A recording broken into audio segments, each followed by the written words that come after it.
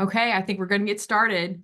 Hey, friends, thank you so much for joining another webinar series on aiming for access. I'm so excited to have my friends and colleagues, Sherry and Beth, here to talk about something that we all love tremendously.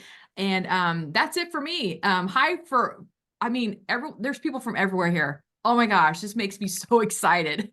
Okay, I'm going to stop talking, but I will be in the chat and hand it over to you two. All right. Well, thank you so much, Kelly. My name is Sherry Wilkoskis, and I'm one of Kelly's colleagues at CAST. I help oversee, kind of federal funding and grants for some of our research projects, but I'm also the project director for this wonderful tool we have named Corgi. And so you see the little Corgi sort of over here, the Corgi adoring me filter that I found on Zoom and had to use to celebrate. And then I'll let my colleague Beth say a quick hello. Hello, everyone. My name is Beth Hornoff, and I am a researcher at CAST. Also fortunate enough to work on Corgi and get to see lots of images of cute little puppies. So thanks for being here. Absolutely. Thank you for joining us. And also thanks to everybody who's saying hi in the chat. Want to remind you that I think your automatic setting is when you send chats, it'll automatically go to host and panelists. But if you click the menu at the bottom of the chat box, you can also send your chats to everyone and start dialogue among each other, which is the kind of energy that we love to have at these Aiming for Access webinars. And so I'm going to very quickly turn off my Corgi filter. Well, actually, I can leave my Corgi filter on while I share my screen. But want to share with you today one of our accessibility tools that we've created at CAST, which is called Corgi. And, it is something that we want to, talk about the accessibility of the tool, but also, again, give you all sorts of access to the materials that we're sharing. And so you'll see that there is a home-based document, which is https:// and then the bit.ly URL is bit.ly/Corgi, capital CORGI, capital AEMing. So Corgi aiming. And if you click that link, or if you are able to scan the QR code that is showing on the screen, you'll be able to get to a home-based doc that has links to these slides, to the tool itself, and to lots of other great resources that we want to share with you today. And then next slide. So again, we've said hello already, Beth and Sherry and Beth. Wonderful to be with you today. I am, in addition to working at Corgi, I'm lucky enough to be part of the AIM team. So it's really just wonderful to be able to kind of combine these two threads of my work at CAST. And do want to acknowledge that the Corgi tool is one that CAST is very proud of, but we didn't do it alone. We've had some great partners at the University of Kansas, Evergreen Evaluation and Consulting. We've worked with Santa Clara County Office of Education in California. And Corgi itself was a tool that was supported by the Office of Special Education Programs. And so really want to acknowledge their continued investment in accessible tools for learners and for educators. And so today, really quickly, we just want to help you learn a little bit about Corgi, how you can use this application maybe in your own settings. And talk a little bit about how Corgi is designed to really help learners develop habits of mind and practices that are specific to content learning all across different subject areas. And then give you a chance to think about how you might use this tool in your own context. And so also just want you to, as you listen to our presentation, consider what your own goals are coming out of what you see and what you hear today. So obviously invite you to make this your own. So what is Corgi aside from the best logo ever of a CAST project? Best logo ever. Corgi is sort of a portmanteau. It's shortened for co-organize your learning. And Corgi is a free, publicly available. Have I mentioned it's free? set of graphic organizer tools that are available on the web, also designed in a way that is very mobile friendly. So even though it's on a website, I use Corgi on my tablet all the time. And it supports learners, again, as I said, in organizing their knowledge and in really supporting some deeper learning and habits of mind that support content learning. And so, it supports developing patterns of thinking and reasoning that apply to the particular lesson that they're working on in Corgi, but also apply kind of for building those larger skills. We all love graphic organizers. They're so useful as you know, I know of so many of us who draw like, flow charts and diagrams in our notebooks and like find ways to organize. But we know that a lot of graphic organizers do present barriers for students. And so we started out Corgi by asking the question, how can we make this powerful tool work for more students in more settings? And so then that brought us to bring them online. That brought us to build in a ton of accessibility tools and supports, to bring more flexibility and to really support and streamline collaboration in the Corgi tool and removing barriers. And so if you're able to see this image, on the left is a more traditional graphic organizer. And we were inspired in our Corgi work by the strategic instruction model, which is a particular, evidence-based approach to graphic organizers started by the University of Kansas. But this was developed way back when you had sort of like that overhead projector that looked a little bit like the Pixar lamp. And then you would put the transparency on and show the graphic organizer up on a screen. And so it could be very cluttered, very not accessible. And so we have been inspired by that to create an environment where you're able to either see more detail or see less detail as is better for you, and to go step by step through the process of these thinking routines and these graphic organizers, if that is helpful to you. And of course, as I said, there's built-in text to speech, the ability to, in a UDL way, you can keyboard in information, or you can upload photos, or you can embed videos, just sort of all of those pieces of choice and flexibility. Again, we are, of course, inspired by the Universal Design for Learning framework. And as I just talked kind of very quickly, we've got features in Corgi that really touch on all three of those UDL principles. Engagement, the collaboration is something that a lot of our users and testers have responded positively to. The ability to customize your layout, and then multiple means of representation, as I said, video instruction, text to speech, but there's also built-in dictionary and Spanish translation supports, and then those options for action and expression, including the ability to export the Corgis you create, the organizers you create in the environment, into Google Slides or other formats.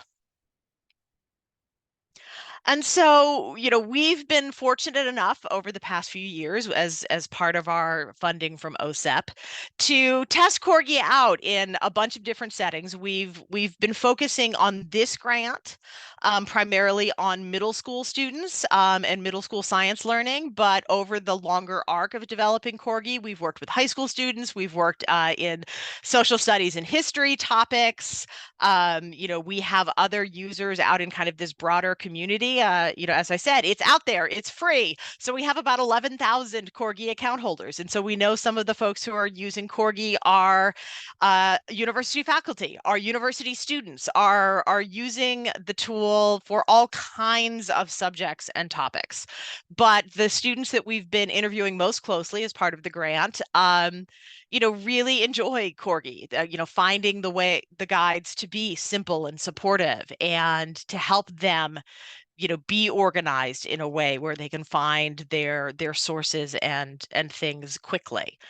And so that's kind of all of the talky talk about how cool Corgi is. But what I'm really excited to do today, and this is why my friend Beth is here because she's so awesome at these demos, is I'm going to stop sharing my screen and Beth's going to go into Corgi Live and kind of bang on the hood a little bit so you can see how it works. Great. So hello, everyone. Thank you again for being here. And thank you, Sherry, for that awesome introduction to Corgi. I'm going to take you all on a tour. Let's see what Corgi looks like in action. So bear with me here. I am just going to share my screen and my sounds. That's my calendar. Sorry. Wrong window. Let me try again.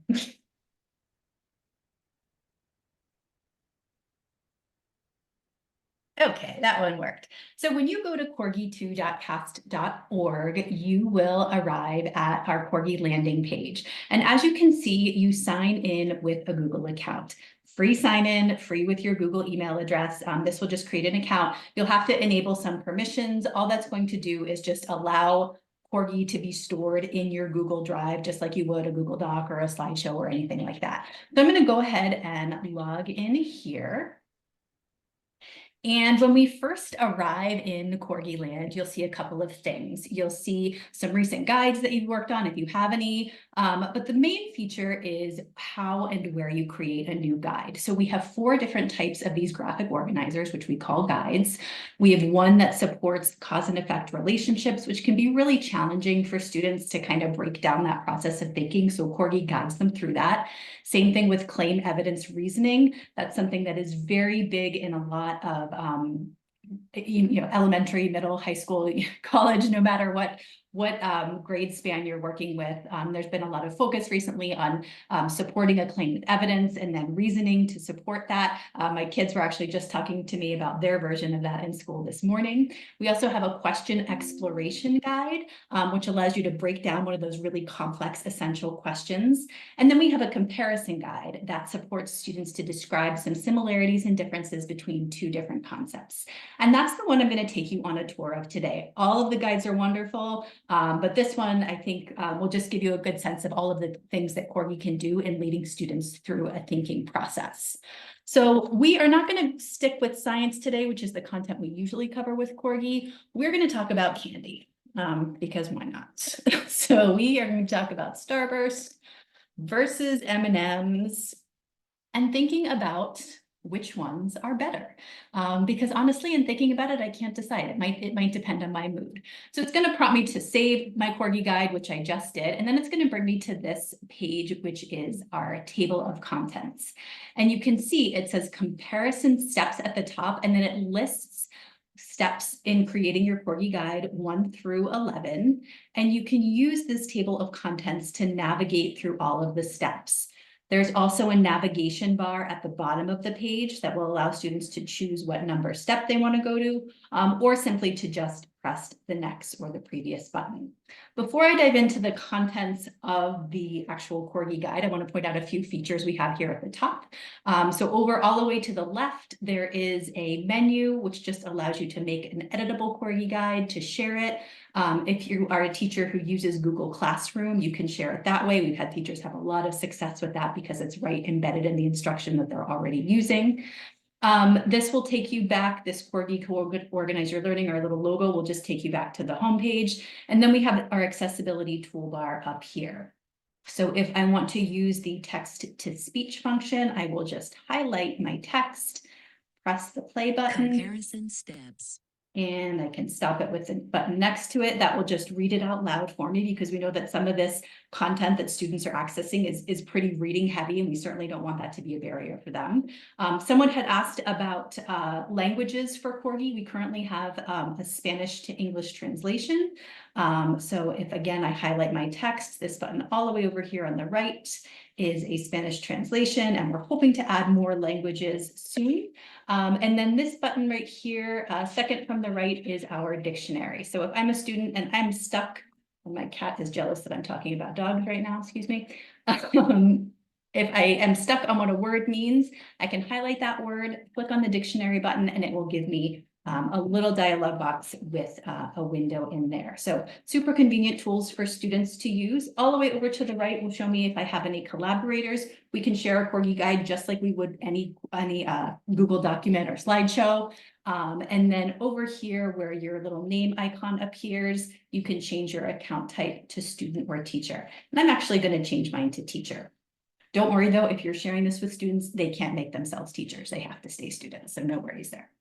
So let's get into the guide a little bit. So I want to think about what my essential question would be, because I know I want to share, or excuse me, I know I want to compare Starbursts and M&Ms. So I kind of know what essential questions are, but if I'm not sure, the essential question text is actually underlined. And if I click on that, a little box is going to pop up that tells me what that is. And we have this feature on all of our pages. So this just says essential questions don't have simple answers. They promote inquiry and critical thinking practices. So I want a question that doesn't really have an answer, but it's kind of a big thought-provoking question. So I might say, which is better? Starburst. Let's see if I can type. Here we go. Starburst or M&Ms. And that's going to become my essential question. Now, as Sherry mentioned, we have a few options for customizing the display. If you recall, we had a picture of kind of an old-fashioned graphic organizer that was a little overwhelming. It had a lot of text, a lot of arrows pointing different ways. We wanted students to be able to control how much they want on the page so that they're not overwhelmed. So if students would like to, they can leave the page just like this and fill everything in as they go. They can also click the organizer tab, which is going to actually show them in real time how they're populating their graphic organizer. So that's a nice feature. And I'll leave that up for just a moment, just so you can see as I go through the steps, it'll kind of illustrate what I'm doing. There's also an option here for teacher embedded instruction. So if I wanted to give students a particular prompt or maybe some ideas about how to pursue this, I could put instructions in there. For now, I'm going to go to step 2, and I'm going to enter some key terms. Now, key terms are going to be really important. They're going to provide the foundation for students understanding any subject-specific vocabulary that they'll need. So in this case, I think Starburst, and I think M&Ms might be my key terms. I could use the dictionary feature to look these up if I wanted to. I could also enter a definition if I know what they are. I could also use the speech to text function if I want to. So M&Ms are a delicious chocolate candy that melt in your mouth and not in your hand. Turn that off so it doesn't keep tracking me. So didn't spell M&Ms right, but that's okay. I'm just going to double check that. So, so there we have it. So I have my key terms now. And as you'll see, my graphic organizer has started to populate over on this side. I'm going to hide that now just because I kind of prefer the full screen view. And then this is just going to take us through a thinking process. Okay, so here it saved my essential question. That's turned blue. And it's not allowing me to type in there. So that's become a static box. And then I have 2 concepts that I can compare. And again, those would be Starburst and M&Ms. And then each of these boxes down here that you can type in, they're going to prompt you to keep adding information. So I'll have Starburst. And I would describe concept A as a chewy, fruit flavored candy that is small and square. Concept B is going to be M&Ms, and I would describe M&Ms as a small, Crunchy. round, crunchy, Chocolate. chocolatey, candy that comes in different colors and can melt. All right.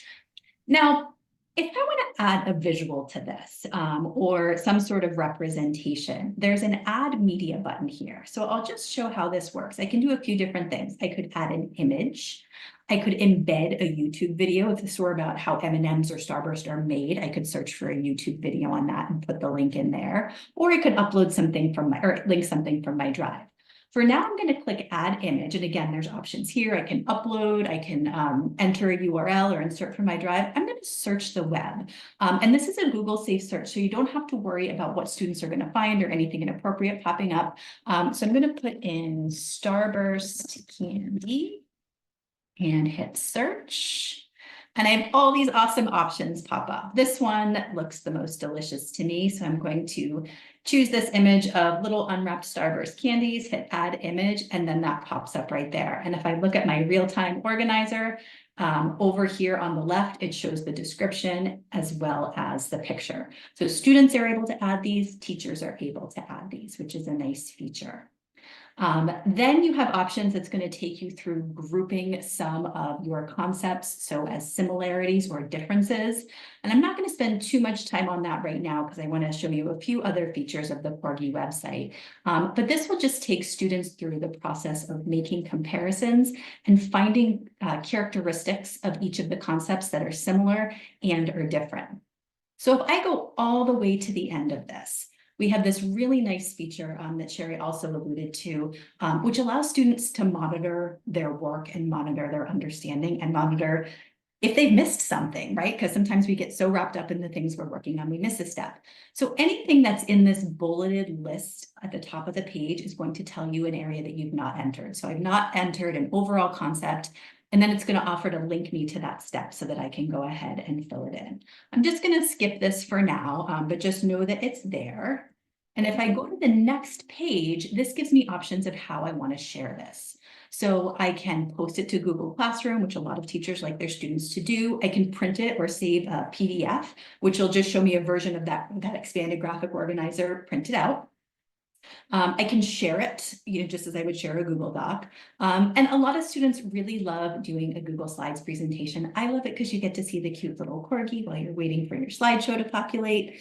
But if we just give this a moment, it's going to show me any content that I put in, it's going to automatically populate into a slideshow. So there's the image that I selected along with the description of the concept. Here's my M&Ms. All of this is just going to pop up here, which is really nice, but it's also customizable. So if students see this and they think, oh, I don't like that, I want to change it, they can do that right in the Google Slides platform. They don't have to go back to their Corgi to change that.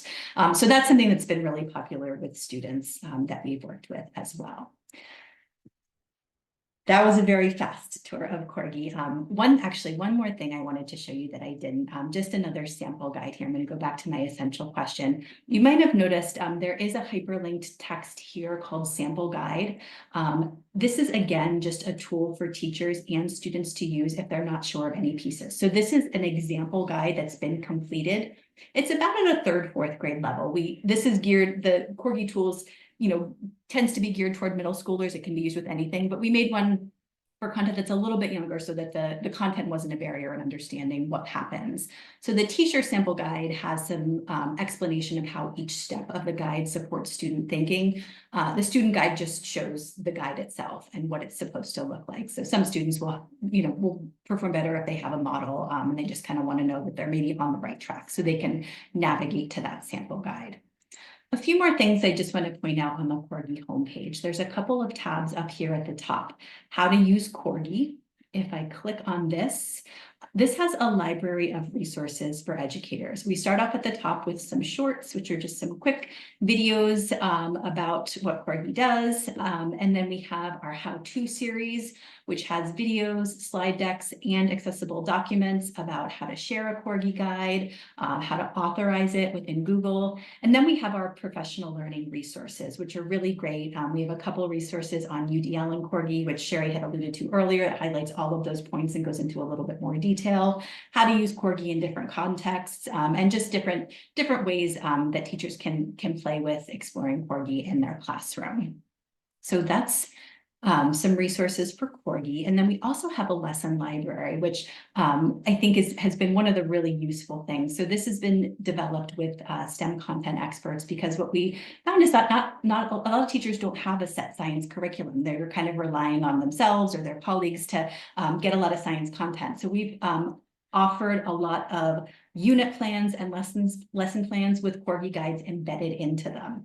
So right now we have 10 that are all middle school science focused.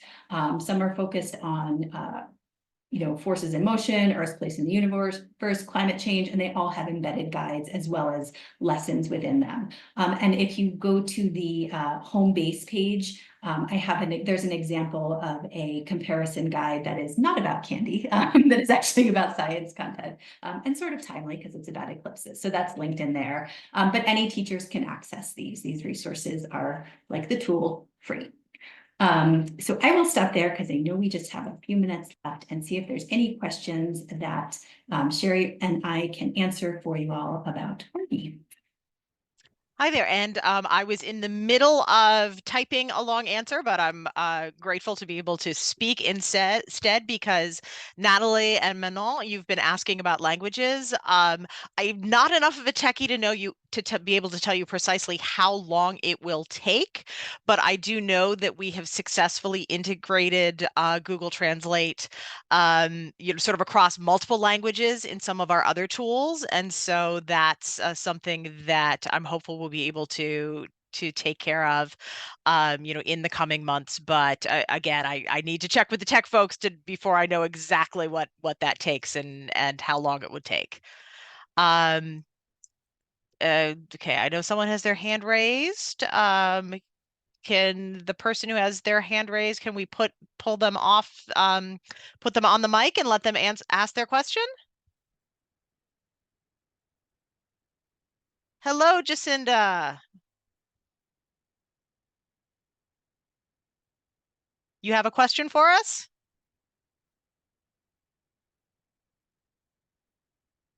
I think your mic's been turned on if you've got a question.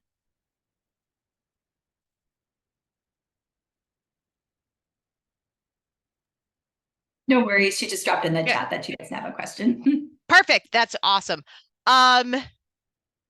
So now I'm just trying to catch up on the chat. Yes, the slides are available to participants.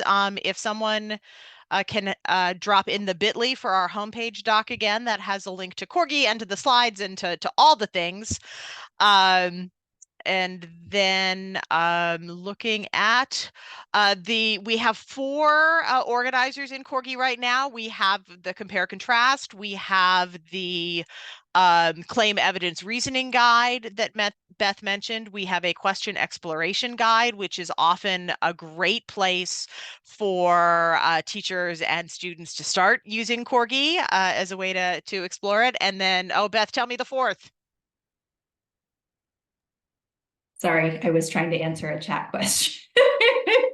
Claim evidence reasoning, question exploration, comparison, and cause and effect. Cause and effect. That's the one I blanked on. Thank you, Beth. The question about colleges and universities, we know that there are university students who are already using this. We actually just had a kind of brainstorming sessions at a conference last week about how to tweak the functionality to make Corgi more usable for IHEs, and so that's definitely an area that I'm really interested in taking us to. And then let's see, and we're already at 1:30. Oh my gosh. And I believe that Corgi is designed to work with screen readers. And then all of our teacher resources, we periodically, and this is actually wonderful cross-pollination, we periodically turn to our colleagues at the AIM Center to help us do accessibility checks for all of our resources and all of our training materials and all of our lesson plans. And so, for example, we got a few things uncovered for us a couple weeks ago that we did our best, but we made a couple mistakes, but the AIM Center was there to help us out and help us fix it and make it even that much more accessible.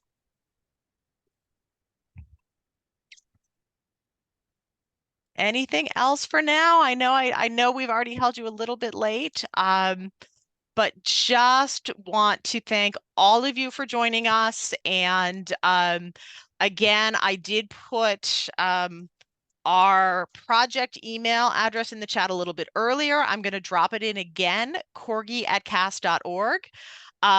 We are, as I said, finishing up our final year of study for this particular grant, working with middle school science teachers or middle school summer science. So if you have any desire to be part of that, please do email us at corgi@cast.org. But also, as I said, we know this tool is applicable across lots of grades, lots of subject areas, and so we're happy to share it with you, to send you more resources, and maybe even to schedule a demo if we can. So thank you so much for joining us today. Thank you.